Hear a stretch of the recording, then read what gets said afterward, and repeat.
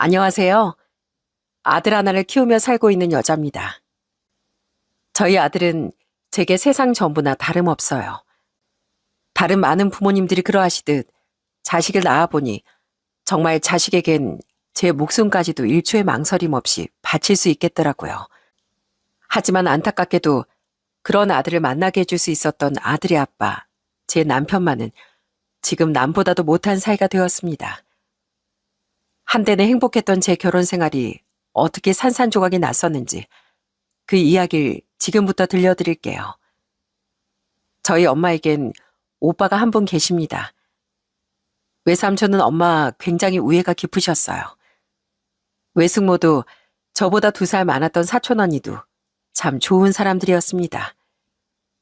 외삼촌은 자신의 가족을 정말 끔찍이 사랑하셨어요. 그런데 외숙모와 언니는 그런 외삼촌을 두고 한 날 한시 하늘로 가버리고 말았죠. 외삼촌과 셋이 가족여행을 가다 교통사고가 났는데 비극적이게도 외삼촌만 그 사고 현장에서 살아남으셨던 거예요. 가족들 다 잡아먹고 내가 살아 무엇하겠어. 난 그냥 내 가족들 따라가련다. 제발 나 좀 내버려둬. 그때가 제가 중학교 2학년 때였어요. 외삼촌은 그때 정말 폐인이 되었을 정도로 극심한 고통을 겪으셨죠. 당시 외삼촌은 작은 회사를 운영하고 계셨는데 그 회사에 생계가 걸린 직원들이 아니었다면 삼촌은 사업이고 뭐고 삶을 포기하셨을 거예요. 그렇게 겨우 죽지 못해 살던 외삼촌을 엄마 아빠는 억지로 집으로 끌고 들어오셨죠. 울어도 가족들 옆에서 울고 곡기를 끊어도 여기서 끊어. 우린 절대 오빠 혼자 못 놔둬. 그때부터 제가 고등학교 2학년이 될 때까지 우리 몇 년 동안 외삼촌과 함께 살았습니다. 엄마, 아빠, 그리고 저와 남동생, 여동생의 노력으로 외삼촌은 점점 생기를 찾아가셨어요. 외삼촌은 그때 저희 가족이 자신을 살린 거라며 두고두고 고마워하셨죠. 다시 저희 집을 나가실 때도 엄마, 아빠는 극구 말리셨는데 외삼촌은 곧 고3이 될 저에게 방해가 된다며 끝내 집을 나가시더군요.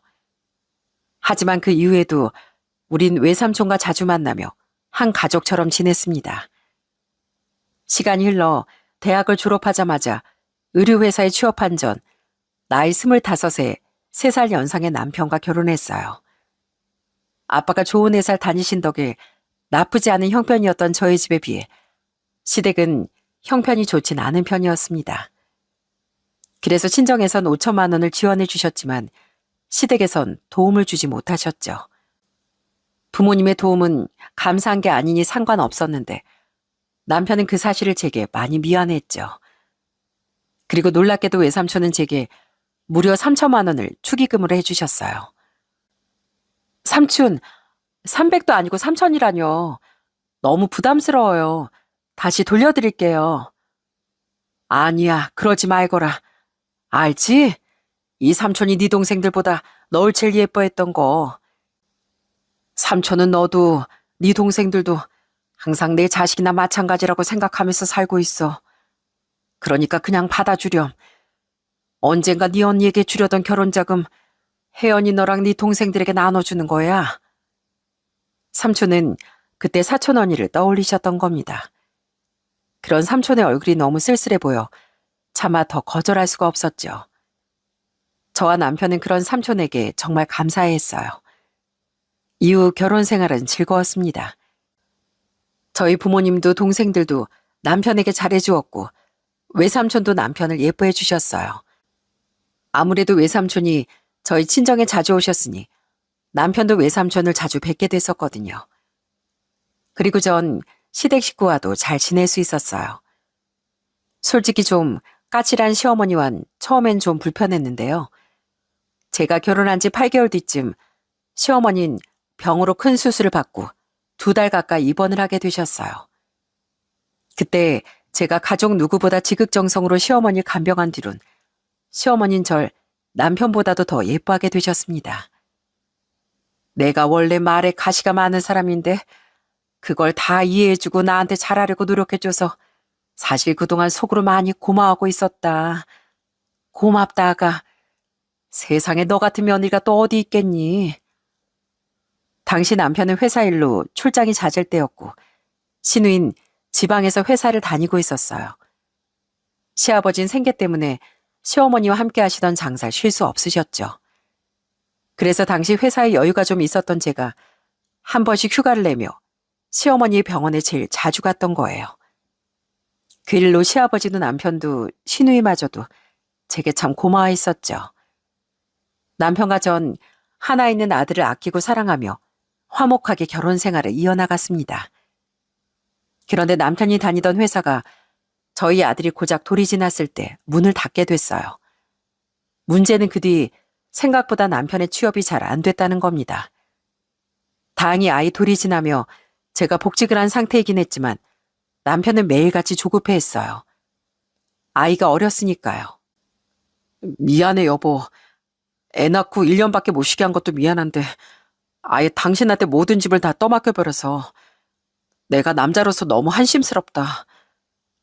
에이, 요즘 세상에 남자 여자가 어딨어. 걱정하지 말고 당신 취업 준비에만 집중해. 당신이 얼마나 훌륭한 인재인데 그런 당신을 못 알아보는 회사들이 바보인 거야. 전 그런 남편에 위축되는 것이 싫어 열심히 북돋아줬습니다. 열심히 살림을 아끼고 아끼면서요. 남편은 그런 제게 미안해하며 대리운전과 배달 알바, 취업 준비를 병행했죠. 하지만 남편의 재취업은 영 쉽지 않았어요. 그렇게 거의 1년을 고생하던 남편에게 외삼촌은 너무 감사한 제안을 해주셨습니다. 정 갈 곳이 없으면 우리 회사 이력서 한번 넣어보게. 물론 자네 전공이랑은 다른 업계라 신입부터 시작해야겠지만 나름대로 겹치는 부분도 있어서 아예 적응하기가 어렵진 않을 걸세. 나도 직원들과 상의를 해본 뒤에 자네 채용 유무를 결정해야겠지만 만약 입사하게 된다면 내가 잘 가르쳐 주겠네. 우리 혜연이 남편인데 내가 도와줘야지. 삼촌은 저희 부모님과 절 봐서 남편에게 기회를 주려고 하신 거예요. 그리고 삼촌이 좋게 봐주신 덕에 남편은 삼촌의 회사에 취업할 수 있었답니다. 감사합니다, 삼촌. 아니, 대표님. 앞으로 정말 열과성을 다해 은혜에 보답하겠습니다. 그래. 앞으로 잘해보세. 평소 저희 외삼촌을 그냥 삼촌이라고 부르던 남편은 그때부터 삼촌을 대표님이라고 깍듯이 불렀습니다. 1년간 너무 많은 마음고생을 했던 남편은 외삼촌에게 정말 감사해했어요. 시부모님은 그 일로 저를 더 많이 예뻐하셨죠. 네가 정말 우리 집안의 복이다 하면서요. 남편은 삼촌 아래서 정말 열심히 일을 배웠습니다. 아무래도 잘 모르는 업무가 많아 남편은 종종 실수를 했었다고 하네요. 근데 그럴 때마다 외삼촌이 실수를 바로잡아주고 정말 잘 가르쳐 주셨다고 하더군요. 감사하게도 외삼촌은 남편이 그 회사에 입사한 지 2년 뒤엔 대리도 승진도 시켜주셨고요. 그런데 대리를 단 지 1년 뒤 남편은 엄청난 실수를 저지르고 말았습니다. 나 진짜 어떡하지 여보? 내가 대체 왜 그랬을까? 귀신에 씌었던 것 같아. 당시 남편은 거래처에 발주 수량을 잘못 보내버렸다더군요. 거래처 업체에 발주 수량을 30개를 넣었어야 했는데 3,000개를 넣어버린 거예요. 심지어 이상하게 생각한 거래처에서 확인 전화를 했는데 하필 그 전화를 또 남편이 받았다고 해요. 그때 남편은 다른 일로 정신 없을 때라 아무 생각 없이 그걸 또 맞다고 대답해버렸다네요. 단가가 컸던 물건이고 심지어 당시 회사의 자금 유통이 원활하지 않은 시기라 다들 합심해서 힘겹게 그 시기를 이겨내고 있었는데 그런 상황이었기에 남편의 실수는 더 결정적이었던 겁니다. 물론 대표님은 제대로 확인조차 하지 않고 승인해준 과장님이랑 부장님한테 더 크게 화를 내셨어. 나 하나의 실수가 아니라면서 말이야. 그건 맞긴 맞는데 어쨌든 나도 원인 제공자잖아. 어떻게 전화를 받았을 때마저 실수할 수가 있지? 그래서 나도 정말 눈물 나게 깨졌어. 이거 정말 큰 건인데 나 이제 어떡하지? 앞으로 과장님, 부장님께도 무엇보다 대표님에게도 미운 털 단단히 박히게 될 거야. 대표님이 날 정말 예뻐해 주셨는데 이제 난 끝났어. 집에 돌아온 남편은 크게 좌절하며 눈물을 쏟아내더군요. 저야 삼촌 회사 일은 잘 몰랐지만 들어보니 정말 큰일인 것 같더라고요. 그런데 그날 저녁 외삼촌이 저희 집으로 찾아오셨습니다. 그리고는 잔뜩 위축되어 삼촌을 제대로 쳐다보지도 못하던 남편의 어깨를 두드리며 위로를 해주셨어요. 오늘 마음고생이 심했지? 아닙니다. 제가 실수한 건데요. 물론 사람은 종종 실수할 수 있네. 그걸 방지하기 위해 다시 한번 확인하고 승인해주는 관리자 직급도 있고 대표도 있는 거지. 물론 나야 오더를 내리면 그 업무 처리는 직원들이 해주는 게 맞긴 해. 그러라고 내가 월급을 많이 주는 거니까. 하지만 어쨌든 회사 일을 꼼꼼히 살피지 못한 내 잘못도 크네. 다 내 불찰이네. 나도 미안하네. 아닙니다. 아까부터 자꾸 뭐라 아니라고 해. 됐어. 실수를 크게 한 만큼 크게 혼났고 오늘 어떻게든 수습해보려고 자네도 발바닥에 땀이 나도록 뛰었잖나. 앞으로 같은 실수를 반복하지 않으면 돼. 다 그러면서 경험을 쌓아가는 게지. 자네가 할 일은 계속 위축되어 있는 게 아니라 최대한 이 일을 수습하려는 노력일세. 그러니까 오늘은 술 같은 거 마시지 말고 푹 자. 그럼 나 가네. 혜연아, 삼촌 간다. 최서방 잘 위로해줘. 삼촌은 남편이 걱정되어 찾아오셨던 겁니다. 남편은 그런 삼촌에게 감사하다며 눈물을 뚝뚝 흘렸죠. 이후 다행히 남편의 실수는 원만히 해결되었다더군요. 오래 거래하던 사이니 거래처도 삼촌의 회사 사정을 봐주어 일부만 납품 처리를 하고 나머진 주문 취소 처리를 해주었다고 하더라고요. 그래도 삼촌 회사에선 많은 재고를 떠안아야 했지만 그것도 조금의 무리를 감수하고 잘 해결되었다고 해요. 이후 서서히 회사의 자금 사정도 제자리를 찾아가며 다시 삼촌의 회사는 안정이 되었죠. 남편은 자신의 실수를 너그럽게 용서해준 삼촌에게 고마워하며 회사 생활을 더 열심히 해나갔어요. 그리고 남편은 그런 노력 끝에 30대 후반엔 가장을 달았습니다. 남편의 승진 축하를 위해 친정 식구들과 외삼촌은 모두 친정에 모였어요. 당시 동생들도 모두 결혼했을 때라 올케도 제부도 모두 남편의 승진을 축하해 주었죠. 대표님, 제가 평생 충성 또 충성하겠습니다. 감사합니다. 외삼촌은 남편에게 대표가 아닌 가족으로서의 축하 선물로 고급 양주까지 주시더군요. 남편은 감격한 표정을 지으며 삼촌에게 충성까지 외치더라고요. 남편은 과장이 된 후 점점 더 회사 생활에 열심히 되어갔습니다. 야근도 많이 하고 중간 관리자급이 된 만큼 후배 직원들도 많이 챙기는 것 같았죠. 남편이 삼촌 회사를 얼마나 생각하는지 느껴져 삼촌의 조카로서 참 고맙더라고요. 과장이 된 남편은 크고 작은 프로젝트도 많이 담당하게 됐습니다. 그때마다 팀워크를 돈독히 해야 한다며 회식도 종종 하곤 하더라고요. 남편이 과장을 단 지 3년 뒤 남편은 회사에서 또 프로젝트를 하나 담당하게 됐었는데요. 남편은 그 프로젝트를 진행하는 내내 유독 전보다 야근도 회식도 잦더군요. 당신 야근이 많은 걸 보니까 이번 프로젝트가 많이 바쁜 것 같은데 회식까지 그렇게 자주 해도 되는 거야? 직원들 입장에선 오히려 집에 가서 쉬는 게 더 좋은 거 아닌가? 아니야. 직원들이 다들 외향적인 성격이라 오히려 다 같이 술도 음식도 먹으면서 떠드는 걸 좋아해. 그러면서 스트레스가 풀린다나 봐. 그래서 난 힘든데 그냥 맞춰주고 있는 거야. 그래도 내가 과장인데 그렇게라도 챙겨주고 싶어서. 일도 친목도 좋지만 남편이 무리하는 것 같아 걱정이 되더군요. 그래도 남편이 힘들기보단 많이 보람차는 것 같아 저도 남편을 조용히 응원해 주었습니다. 전보다 보양식이나 영양제를 더 꼼꼼하게 챙겨주면서요. 그리고 남편의 프로젝트가 끝나갈 무렵 우린 36평짜리 아파트로 이사를 하게 됐어요. 서울은 아파트 값이 너무 비싸 여전히 경기도에서 경기도로 이사를 한 거긴 하지만 집도 넓어지고 전보다 저도 남편도 출퇴근하기 좋은 위치에 있어 기대하던 이사였죠. 여보, 우리 프로젝트가 곧 끝나는데 다들 고생했다는 의미에서 겸사겸사 팀원들을 집들이에 초대하고 싶어. 혹시 그래도 괜찮을까? 그래? 알겠어. 어쨌든 외삼촌 회사 직원분들인데 나도 음식 대접하면 좋지 뭐. 이젠 나 완전 집들이 선수 됐다니까? 음식 걱정은 하지 마. 이사한 뒤 남편은 프로젝트를 함께 진행한 팀원들을 불러 집들이를 하고 싶다고 부탁하더라고요.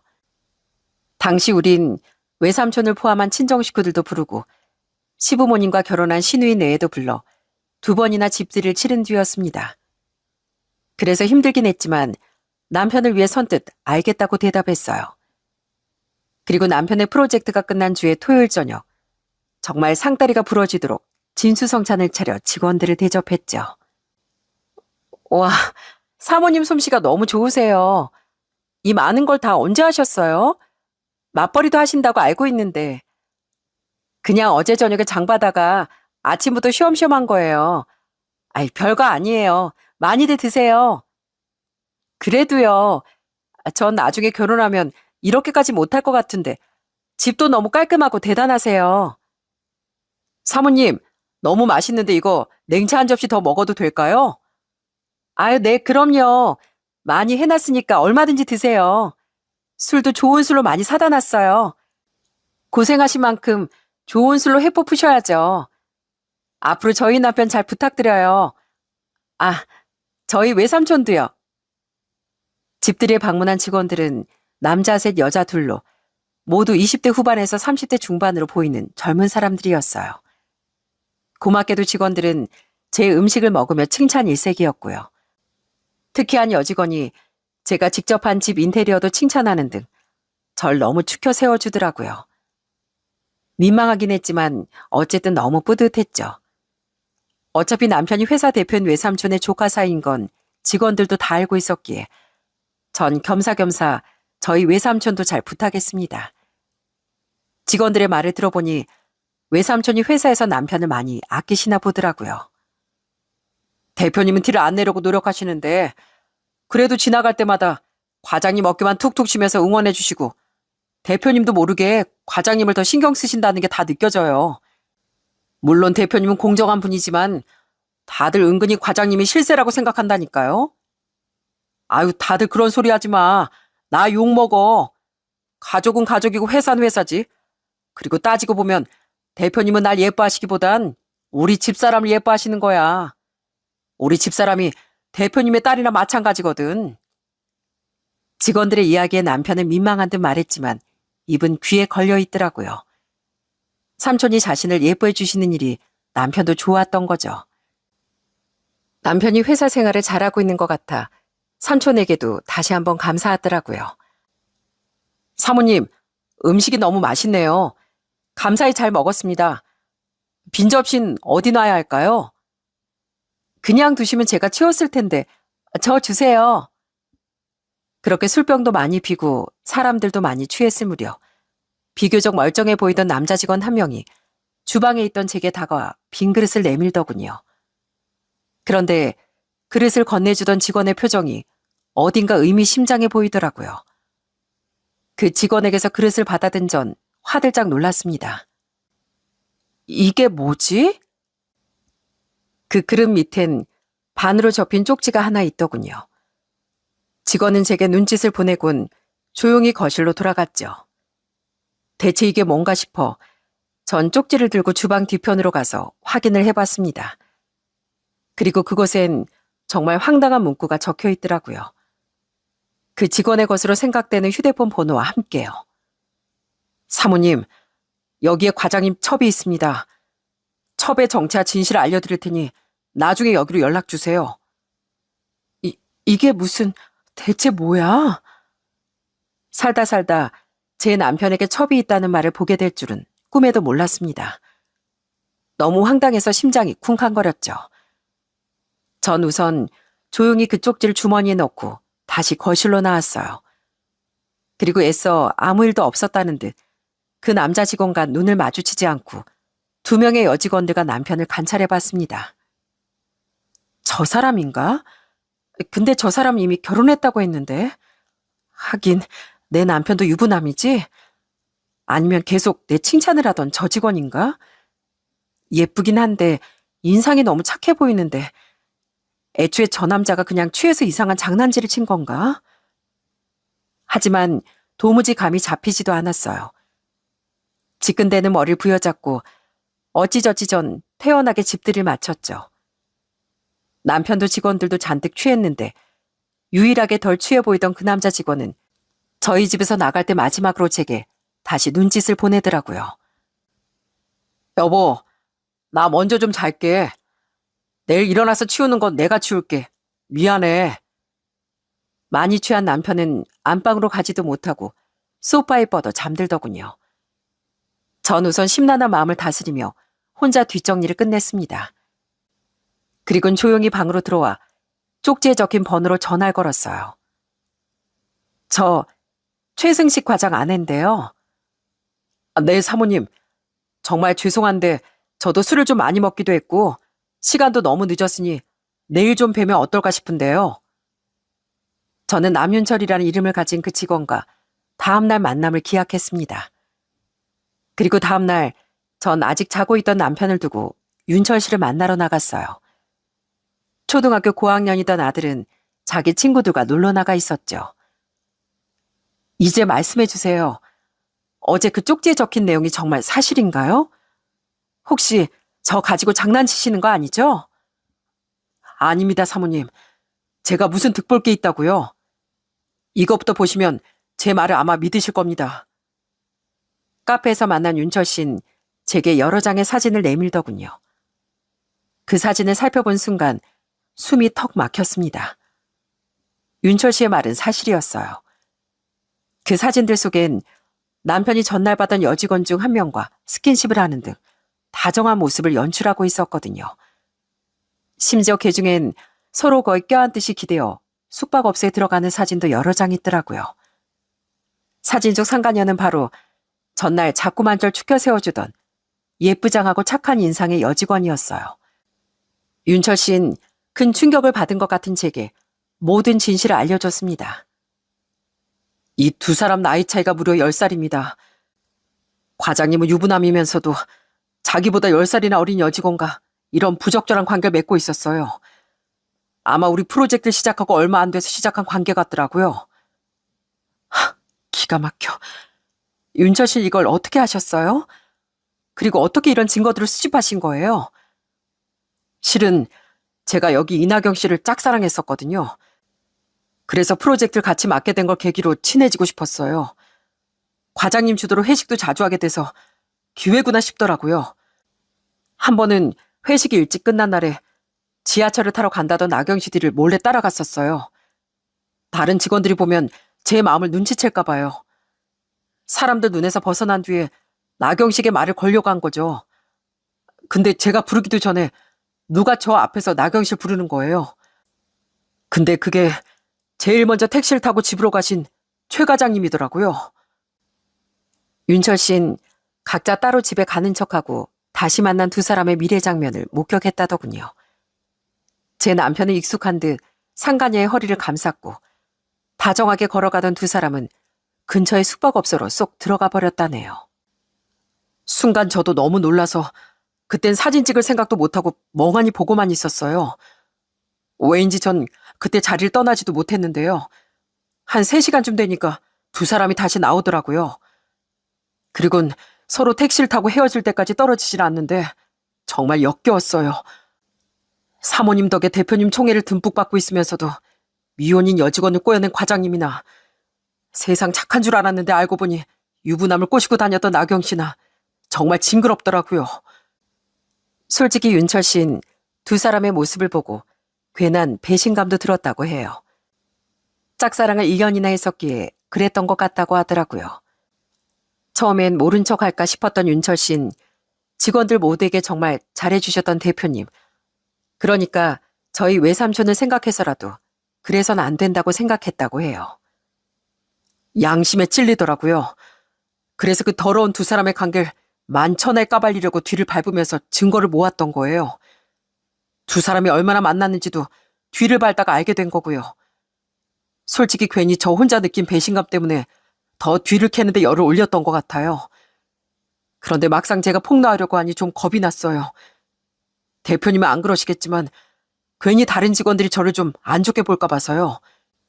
그래서 이걸 어쩌나 고민하고 있었는데 마침 과장님이 집들이 하신다기에 어제 사모님께 그런 쪽지를 드렸던 거예요. 그러니까 그 인간이 이 여자랑 그런 더러운 짓거리 하느라 유독 회식도 늦게까지 자주 하고 야근 핑계도 댔었던 거네요. 물론 진짜로 회식하고 야근한 적도 있긴 있었겠지만요. 근데 대체 이 여잔 나이도 32이면서 어리고 얼굴도 예쁘장한데 뭐가 아쉬워서 유부남을 만난 거래요? 혹시 아세요? 녹음 못했지만 대충 대화를 엿들어 보니까 과장님이 나경 씨한테 자기가 회사 실세라는 걸 은근하게 어필하시더라고요. 대표님이 자기를 그렇게 예뻐하시는데 자식도 없는 대표님이 나중에 자기한테 회사를 물려줄 줄 어떻게 아냐. 막 이렇게요. 그래서 뭐 콩고물이라도 안 떨어지려나 하는 마음으로 그랬던 거 아닐까 싶네요. 자기가 모든 걸 밝혔다는 사실은 알리지 말되 그 둘을 응징해달라고요. 자기 대신에 그 역겨운 두 사람의 실체를 회사와 저희 외삼촌에게 까발려 달라고 하더라고요. 제가 강요할 일은 아닌 거 압니다. 하지만 그러면 사모님 속도 조금은 후련하지 않으시겠어요? 우선 알겠습니다. 제가 사례라도 꼭 하고 싶은데요. 제 인생을 구해주신 거잖아요. 계좌 알려주시면 제가 마음을 표현하고 싶습니다. 아니에요. 저도 짝사랑 상대한테 배신당한 분에 못 이겨서 한 짓이라 이런 일로 사례를 받으면 좀 자괴감이 들 것 같습니다. 스스로가 찌질하게 느껴질 것 같아서요. 보내신다고 해도 현금으로 되찾아 무조건 돌려드릴 거니까 그러지 말아주세요. 윤철 씨는 외삼촌에게도 자신의 행동을 알리지 말아달라고 부탁하더군요. 그리고는 사례도 받지 않겠다기에 대신 전 이렇게 부탁했습니다. 언젠가 도움이 필요한 일이 생기면 그때 꼭 절 생각해달라고요. 이후 전 다시 집으로 돌아와 아직 뻗어있던 남편을 깨우기 시작했습니다. 아유, 조금만 잘게. 나 피곤해. 그래? 좋게 깨울 때 일어나는 게 나았을 텐데. 후회하지 마. 뭐가 예쁘다고 제가 계속 곱게 깨워주겠어요? 전 집에 있던 양동이에 찬물을 가득 받았습니다. 그리고는 그 무거운 양동이를 악에 받쳐 들어올려 냅다 남편의 얼굴에 부어버렸어요. 이게 뭐야? 당신 지금 뭐 하는 거야? 정신 나갔어? 그래, 나 정신 나갔다. 내가 지금 제정신일 수 있을 것 같아? 이 더러운 인간아. 너 우리 외삼촌 회사 다니면서 뒤론 이런 더러운 짓거리 하고 다녔니? 뭐? 그게 무슨... 전 기아맘에 벌떡 일어난 남편의 면전에 증거 사진들을 던져버렸습니다. 처음엔 있는 대로 짜증을 내던 남편의 얼굴엔 점점 당혹감이 번져가더군요. 저는 그런 남편에게 소리쳤어요. 설명은 더 필요 없지, 이 시궁지보다도 못한 놈아. 당신이 이런 걸 어떻게... 그게 지금 중요해? 당신이 하도 수상해서 내가 뒷조사 좀 해봤다. 왜? 당신도 그 여자도 진짜 간도 크다. 그 여자 무슨 자신감으로 여기까지 기어들어와서 나한테 그렇게 알랑방귀를 끼어댔대? 겉으론 그렇게 말하면서 나한테 뭐 우월감이라도 느꼈나? 당신은 무슨 생각으로 상간녀를 내 집에 들여? 난 지금 내 손으로 힘들게 한 음식이 그 기집애 입에 들어갔다는 생각을 하면 창자가 뒤집힐 것 같아. 여보, 우선 이게 어떻게 된 거냐면 이 사진들을 보고도 둘러들 핑계가 생각이 났어? 그래, 어디 한번 노력해봐. 드러나 보자. 남편은 크게 당황하며 우선 변명이라도 하려고 들더군요. 그래서 판을 깔아줬더니 역시나 우물쭈물만 하다 결국 아무 말도 못하더라고요. 그리고 남편은 바닥에 무릎을 꿇곤 싹싹 빌기 시작했어요. 여보, 내가 다 잘못했어. 내가 주위에서 다 내가 실세다, 최고다 해주고 대표님도 날 너무 예뻐해 주시니까 잠깐 돌았었나 봐. 내가 먼저 접근한 거 아니야. 이 여자가 나한테 먼저 접근한 거야. 물론 바로 내가 거절했어야 했는데 당신이랑 산 지도 오래됐다 보니까 나도 모르게 그만 잠깐 혹해서 마음까지 준 건 아니야. 정말이야. 나한텐 당신이랑 우리 아들밖에 없는 거 잘 알잖아. 우리가 살아봐야 20년을 살았어. 30년을 살았어. 설사 그렇다고 해도 그게 변명이 될 거라고 생각해? 그 기집애가 먼저였든 당신이 먼저였든 나한테 상관없어. 중요한 건 당신이 날 배신했다는 거야. 그것도 당신한테 그렇게 잘해준 우리 삼촌 회사에서. 당신은 은혜도 모르고 우리 삼촌 회사 물을 흐려놓은 거라고. 알아. 내가 다 잘못했어, 여보. 나 정말 한 번만 봐주면 2번 다시는 안 그럴게. 아직 우리 진우도 다 크려면 멀었잖아. 우리 애를 생각해서라도 한 번만 용서해주라. 어? 나 원래는 당신한테 참 잘했잖아. 당신만 잘했어? 나도 잘했어. 부부 사이에 서로 잘하려고 애쓰는 건 당연한 건데 그딴 걸 지금 생색이라고 내니? 이미 우리 사이 신뢰는 깨졌고 부모가 불행하면 아이도 불행해지는 법이야. 여보, 제발 이혼만은 제발. 이런 더러운 짓을 시작했을 땐 당연히 이혼도 각오했어야지. 이 집에 내 지분이 더 많은 거 알지? 애초에 시집 올 때 부모님이랑 외삼촌이 도와주신 거에 내가 모아둔 돈까지 나 거의 1억 가지고 왔어. 당신은 딱 3천 가지고 왔지? 게다가 당신이 실직해 있는 동안 나 혼자 외벌이 했던 거, 내가 내 용돈으로 한 주식으로 벌어서 이사할 때 집값에 보태던 4천만 원, 이거 다 하면 대출 껴서 산 이 집은 당연히 내 차지인 것 같거든. 재산 분할이야 나중에 변호사랑 상담한 뒤에 협의하면 될 일이니까 우선 이 집에서 당장 나가. 그 기집애 집으로 가든 당신 부모님 집으로 가든 그건 알아서 하고. 알았어? 남편은 싹싹 빌었지만 전 절대 용서해줄 생각이 없었어요. 용서하는 순간 제 팔자를 꼬는 짓인데 제가 왜 그러겠어요? 하지만 남편은 끝까지 집에서 나가지 않고 제 눈치를 보며 버티다 다음날 슬그머니 출근까지 하더군요. 여보, 우선 머리 좀 식히고 다시 얘기하자. 내가 정말 미안하고 사랑해. 하는 쪽지를 방문 틈으로 쏙 넣어둔 채로요. 전 그 쪽지를 바로 쫙쫙 찢어서 버려버렸죠. 미리 회사에 휴가를 냈던 전 아들을 학교에 보낸 뒤 외삼촌의 회사로 향했습니다. 남편과 상간녀를 제대로 망신주기 위해서요. 윤철 씨 부탁도 있었지만 너무 분해서 저도 가만히 못 있겠더라고요. 여보, 여기까지 어떻게... 사모님, 안녕하세요? 삼촌의 회사에 굳이 제가 갈 일은 없었으니 절 아는 직원들도 없었지만 그래도 집들이 때 봤던 직원들이 절 알아보고 인사를 해주더라고요. 윤철 씨는 절 보곤 굳은 표정으로 목례를 했죠. 그리고 절 발견한 남편은 완전히 얼굴이 흑빛이 됐더라고요. 여보, 당신이 왜 왔는지는 알겠는데 우선 나가자. 우선 나가서 얘기해. 이것 놔. 아니, 혜연아. 이 삼촌 회사까지는 어쩐 일이야. 근데 2사람 분위기가 왜 이래? 그때 대표실에서 나오던 외삼촌이 절 보고 반갑게 인사하시더군요. 전 멀찌감치 떨어진 자리에서 절 보고 남편에게 이미 무슨 얘기를 들은 듯 얼굴이 사색이 되어 있던 상간녀에게 다가가고 있었고요. 저는 화난 표정의 저와 절 말리던 남편을 의아하게 바라보던 삼촌에게 말했습니다. 삼촌, 제가 삼촌 회사에 무리를 일으키긴 정말 싫었는데요. 너무 분해서 저 딱 한 번만 삼촌한테 패 좀 끼칠게요. 정말 죄송해요. 뭐? 아니 무슨 일인데? 저는 남편의 팔을 뿌리치곤 삼촌의 말도 뒤로 한 채 상간녀에게 돌진했습니다. 그리곤 바로 상간녀의 따귀를 날려버렸어요. 상간녀는 비명을 지르며 뺨을 움켜쥐었고 삼촌을 포함한 모든 직원들은 숨을 헉하고 삼켰습니다. 뒤를 보니 남편은 이제 자포자기한 표정이더라고요. 전 모두 잘 들을 수 있도록 큰 소리로 떠들었어요. 야, 김나경, 너 내 남편이랑 그렇고 그런 사이라며? 야, 요즘 여자들 무섭다, 시집도 안 간 여자가 상간녀 되는 것도 안 무서워하고 심지어 겁도 없이 우리 집에 와서 내가 차려준 음식까지 먹고 갔네.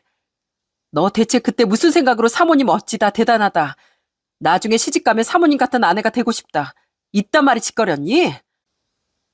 사모님, 그게요. 뭐 할 말 있어? 입이 10개라도 할 말이 없을 텐데. 야, 너 그때 우리 집에 와서 속으로는 엄청 기고만장했겠다. 어차피 내 남편은 네가 옆구리에 꿰차고 있는데 그런 줄도 모르고 뻐기는 꼴하곤. 하고 생각했지? 내가 아주 우스웠지? 근데 그거 알아? 진짜 우스운 건 네 인생 그 자체야. 더러운 기집애야. 야, 고개 들어. 창피한 일인 줄도 몰랐으니까 유부남이랑 만나 짓긴 거 아니야? 그러니까 당당하게 고개 들라고. 당신도 마찬가지야. 여보, 제발 그만해. 뭘 그만해? 야, 최승 씨. 우리 외삼촌이 나보고 널 이 회사에 받아줬지. 아니었으면 널 왜 받아줬겠냐? 네가 회사를 말아먹을 뻔했을 때도 다 용서해주고 오히려 위로해줬던 사람이 우리 삼촌이야. 근데 네가 은혜도 모르고 어떻게 우리 삼촌 회사물을 이렇게 흐려놔? 이 짐승만도 못한 인간아. 삼촌, 제가 삼촌 앞에서 고개를 못 들겠어요. 저런 은혜도 의리도 모르는 인간을 남편이랍시고 삼촌한테 부탁했다니 너무 죄송해서요. 전 분해서 눈물까지 글썽거렸습니다. 직원들은 모두 눈이 휘둥그레져서 두 사람을 향해 수근거렸고 윤철 씨는 아주 통쾌한 표정을 짓고 있더라고요. 그리고 모든 상황을 다 파악한 외삼촌은 제가 상간녀에게 그랬듯 바로 남편의 따귀를 날려버리셨습니다. 대표님.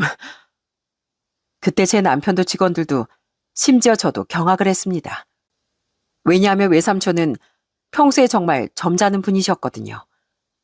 그런 삼촌이 그것도 회사에서 손찌검을 하실 거라곤 저조차도 예상하지 못했죠. 삼촌은 분노에 차서 호통을 치셨어요. 쥐뿔도 없는 놈을 우리 혜연이 남편이라고 걷어주고 다 키워줬더니 감히 네가 우리 혜연이 눈에서 눈물 나게 해? 대표님, 아니 삼촌, 제가요 혜연이를 안 사랑한 게 아니라 실수로. 대표라고도 삼촌이라고도 부르지 마. 넌 이 시간부로 여기서 쫓겨날 거고 우리 집안에서도 마찬가지일 테니까. 은혜를 갚겠다더니 은혜를 원수로 갚아? 우리 혜연이 내 딸이나 마찬가지네야. 그동안 자네가 은근히 회사에서 기고만장하고 다녔어도 혜연이 생각해서 예쁘다, 그럴 수 있다 이해해줬는데 이제 보니 아주 금수가 따로 없었어. 자넨 이제 끝이야. 대표님, 제발 저 회사에서만 쫓아내지 말아주세요. 아시잖아요. 제가 여기 들어와서 10년 동안 얼마나 뼈를 갈아 넣어 일했는지요. 그렇게 아쉬웠으면 이딴 짓거리를 하지 말았어야지. 나쁜 놈 같으니라고. 넌 앞으로 최소한 이쪽 어깨엔 팔도 못 들일 줄 알아. 내 인맥이 이쪽 어깨에 얼마나 많은데. 넌 이제 다 끝났어. 너도 마찬가지야. 남편은 삼촌에게 정말 손이 발이 되도록 빌더라고요.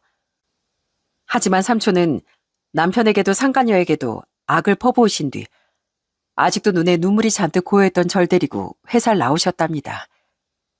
그제야 전 삼촌 품에 안겨 서럽게 울음을 터뜨렸어요.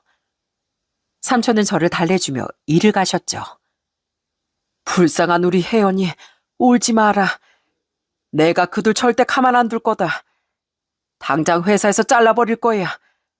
그리고 이쪽 어깨에 어떻게든 소문을 내서 다른 회사에도 2번 다시 발도 못 들이게 할 거다.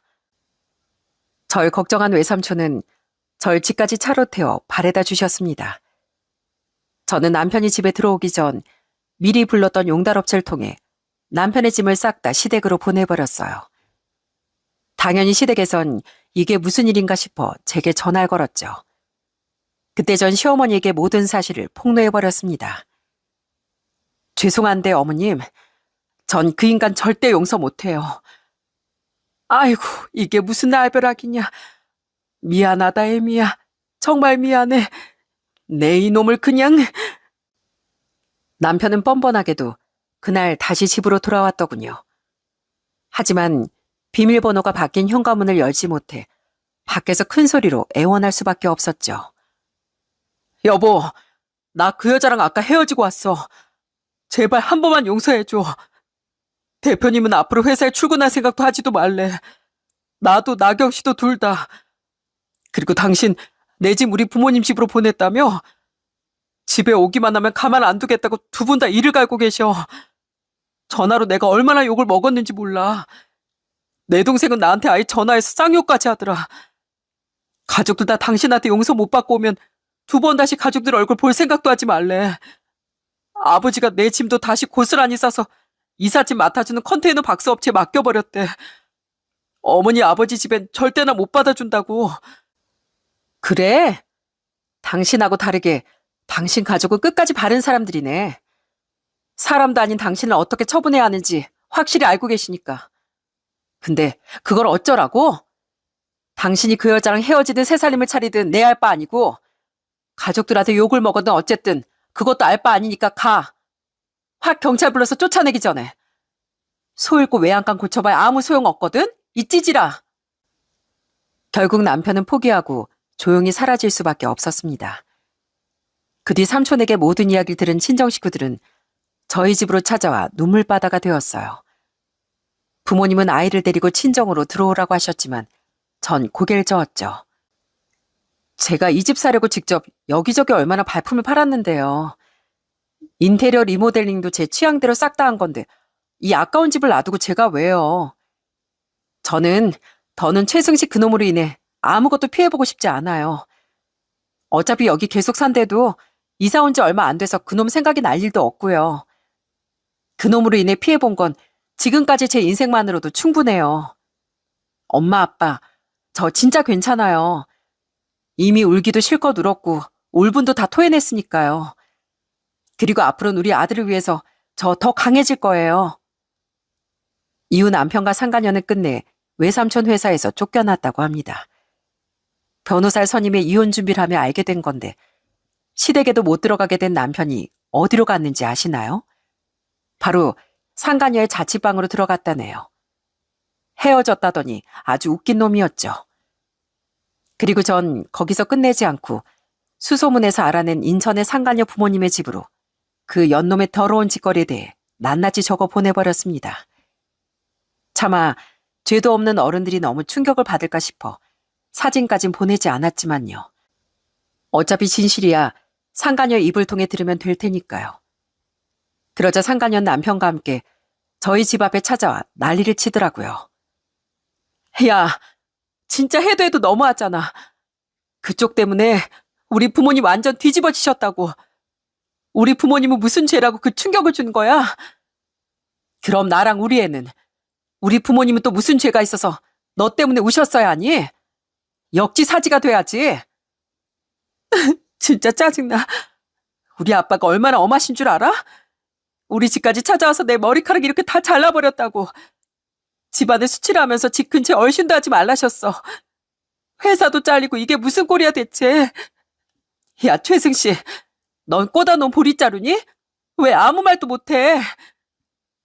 상간녀 모자를 벗어 완전히 쥐가 파먹은 것처럼 망가진 자신의 머리카락을 보여주더라고요. 남편은 쭈구리처럼 상간녀 옆에 서서 고개를 푹 숙이고 있었고요. 그리곤 상간녀가 자신에게 윽박지르자 우물쭈물거렸죠. 내가 무슨 할 말이 있겠어. 여기서 네 편을 들어주는 것도 웃기잖아. 하도 같이 오재서 오긴 왔는데. 상간녀는 그 찌질이의 정강일 발로 확 걷어차더라고요. 그리곤 이렇게 소리친 뒤 씩씩대며 가버리더군요. 뭐 이런 등신이 다 있어? 너 때문에 내 인생 다 망했어. 붙어있으면 내 인생도 좀 필 줄 알았더니 완전히 다 똥 밟았다고. 이제 넌 끈떨어진 년이고 아무짝에도 쓸모없으니까 내 집에서 당장 나가. 저는 한쪽 발로 깽깽이 뜀박질하던 남편을 한번 비웃어주곤 집으로 들어와 버렸네요. 아주 통쾌한 구경이었죠. 그 뒤 남편이 상간녀 집에서 쫓겨났는지 어쨌는지 모르겠지만 어쨌든 전 소송에서 이겨 이혼을 하고 양육권도 가져왔습니다. 전 남편이 무직이 됐음을 내세워 법정 싸움 끝에 아이의 양육비도 일시불로 지급받을 수 있었죠. 게다가 제게 위자료까지 줘야 했으니 그 모든 걸 포함해 전 남편은 사실상 재산 분할을 많이 받지도 못했고요. 또 전 상간녀에게도 위자료를 받아낼 수 있었어요. 마지막으로 시부모님과 시누인 제게 전화해 엉엉 울며 오래도록 사과를 해주었습니다. 그렇게 전 정든 시댁 식구들과 아쉬움을 뒤로하고 작별을 했죠. 마지막으로 전 여전히 외삼촌의 회사에 잘 다니고 있던 윤철 씨에게 연락해 물었어요. 정말 살해 안 받으실 거예요? 그리고 제가 저희 삼촌한테 윤철 씨 덕분에 모든 걸 알았다고 말씀드리고 싶은데 정말 그것도 싫으세요? 네, 둘 다 거절하겠습니다. 제 찌질했던 짝사랑이 엉망진창의 끝이었으니 그냥 통기함을 느낀 걸로 마무리하고 싶네요. 그리고 저 곧 부모님 집으로 내려가면서 이직할 것 같습니다. 그러니 이번 일은 그냥 추억으로 묻고 혹시라도 정말 도움이 필요한 일이 생기면 그땐 사모님을 먼저 떠올릴게요. 앞으로 행복하게 사세요, 사모님. 그렇게 윤철 씨는 끝까지 제 살을 받지 않더라고요. 이후 윤철 씨는 정말 자신의 고향으로 내려가며 회사를 그만뒀어요. 전 언젠간 그런 윤철 씨에게 제가 보답을 할 수 있는 날이 오길 진심으로 바랬죠. 이후 친정 식구들과 외삼촌의 관심과 위로를 받으며 전 이혼으로 인한 상처를 치유하며 살았습니다. 가장 걱정은 갑작스러운 부모의 이혼을 당면한 아이였는데 다행히 아이는 상황을 잘 받아들이고 이해해 주었어요. 혹시 몰라 상담센터 선생님의 도움을 받아 부모의 이혼에 대해 설명했는데 그게 큰 도움이 됐던 것 같더라고요. 그렇게 시간이 조금 흐른 지금 전 아이와 그 집에서 여전히 잘 지내고 있어요. 외삼촌의 회사는 그 두 연놈 없이도 잘 운영되고 있고 큰 사이가 빠진 제 친정도 아무 문제 없이 평화로운 요즘이랍니다. 이후 상간녀의 소식은 제가 알 길이 없었지만 어쨌든 전 남편은 상간녀에게 뻥 차였습니다. 너무 싫었지만 면접 교섭권 때문에 전 한 번씩 전 남편에게 아이를 보여줘야 했는데 커리어를 쌓아왔던 원래 업계엔 삼촌의 영향으로 발을 다시 들이지 못했던 전 남편은 지금 작은 공장의 생산직에 몸을 담고 있답니다. 전 남편은 아직도 자기 가족들에게 외면받고 있는 모양인데 아주 꼴좋게 됐다고 생각합니다. 그리고 전 남편은 자꾸 아이를 통해 아빠가 후회한다는 말을 엄마에게 전해달라고 하고 있는 모양이에요. 그래서 전 얼마 전엔 전 남편에게 이런 문자를 적어 보냈답니다. 목소리도 듣기 싫어서 문자로 보내. 자꾸 뒤늦은 미련 내비치면서 애 혼란스럽게 하지 마.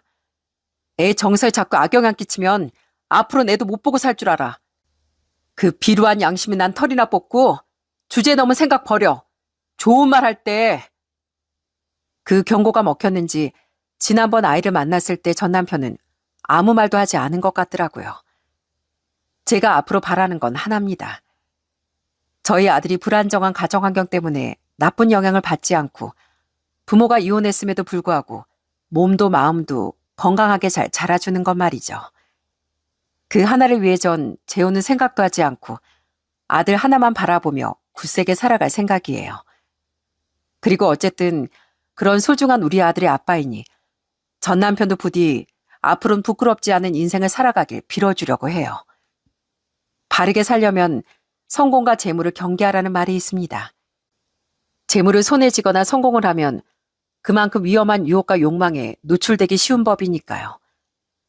하지만 그럴 때마다 사람은 기억을 해야 한다고 생각합니다. 지금의 그 자리에 올라가기까지 자신을 지지해주고 도와주었던 사람들에 대한 도리와 의리를요. 만약 그 원초적인 유혹과 욕망으로 마땅히 지켜야 할 사람됨을 잊는다면 언젠간 끝을 모를 낭떠러지로 떨어지게 되는 법이겠죠. 이 사연투브엔 그러한 법칙을 망각하고 제 전 남편과 비슷한 실수를 하는 사람들에 대한 이야기가 많은 것 같은데요.